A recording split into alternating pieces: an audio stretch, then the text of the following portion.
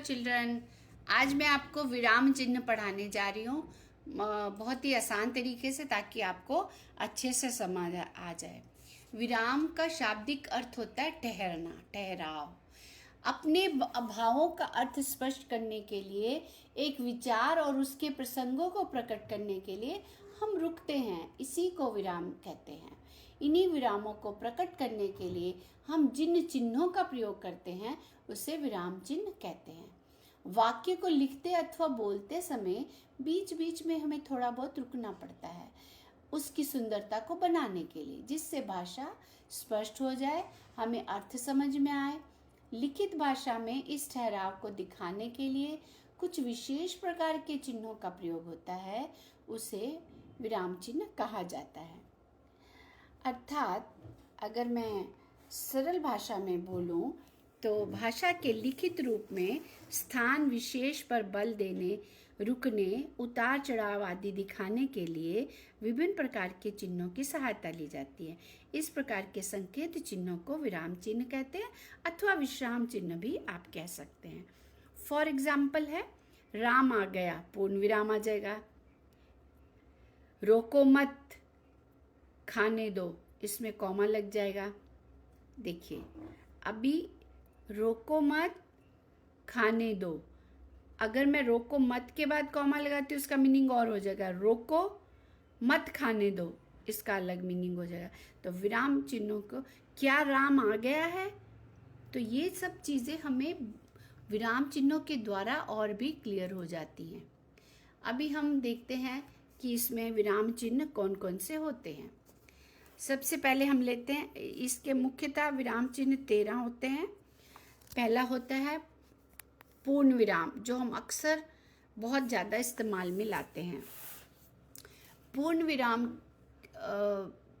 होता है जिसे हम शब्द के आखिर, सेंटेंस के बाद में लगाते हैं।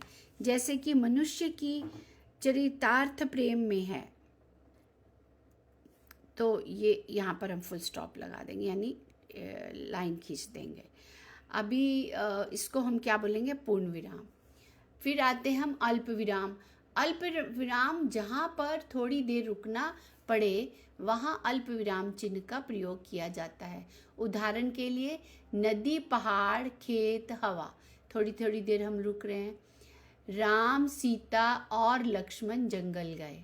आप देखेंगे जब हम 3 नामों का उच्चारण करते हैं तो उसमें हम पहले 2 नामों में कॉमा लगाते हैं, अल्प विराम लगाते हैं, और बीच में और लगा के लास्ट का नाम लिखते हैं, तो हमारा सेंटेंस क्लियर होता है। अब हम आते हैं अर्ध विराम। अभी तक हमने अल्प विराम, जिसको हम कॉमा बोलते हैं। अर्ध विराम जो होता है, सेमी कॉलन जो होता है, 2 एक बिंदु और नीचे कॉमा, इसको सेमी कॉलन इंग्लिश में बोलते हैं। इसमें हमें क्या करना होता है, जहाँ अल्प विराम कॉमा की अपेक्षा कुछ थोड़ी देर और अधिक रुकना पड़े, वहाँ पर अर्ध विराम का प्रयोग होता है।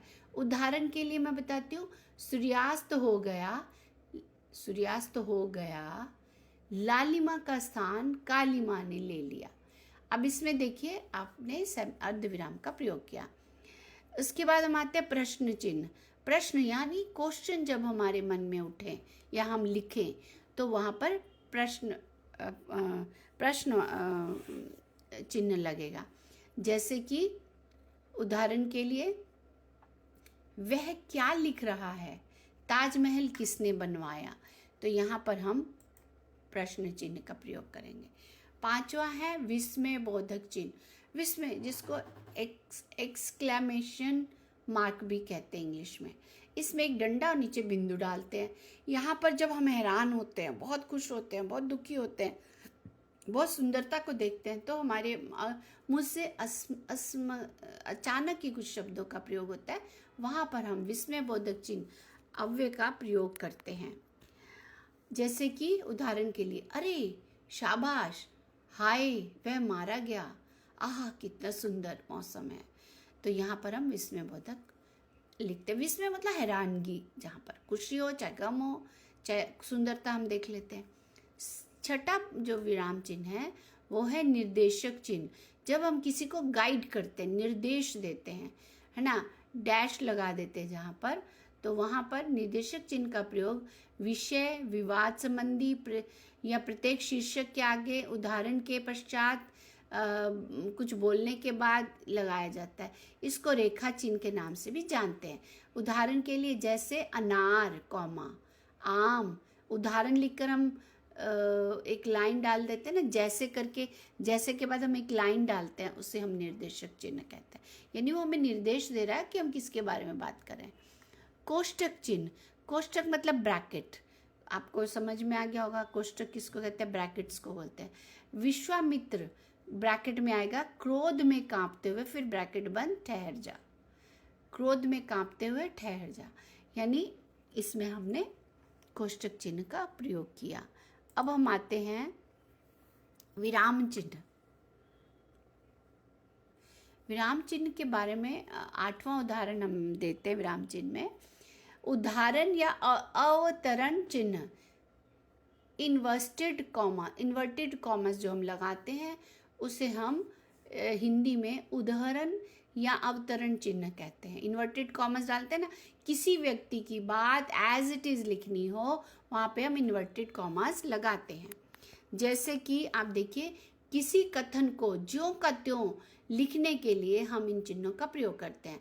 जैसे कि महाकवि तुलसीदास ने सत्य ही कहा था, यानी उनके शब्दों को हम लिख रहे हैं एज इट इज़।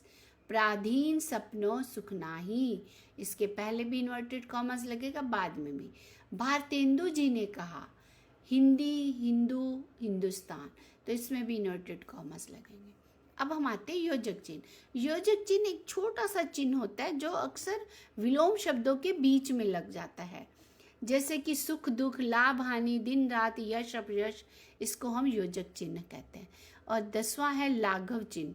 लाघव चिन्ह किसको कहते हैं, एक गोला लगता है जो किसी बड़े शब्द को संक्षिप्त में लिखने के लिए हम इस लाघव चिन्ह का प्रयोग करते हैं।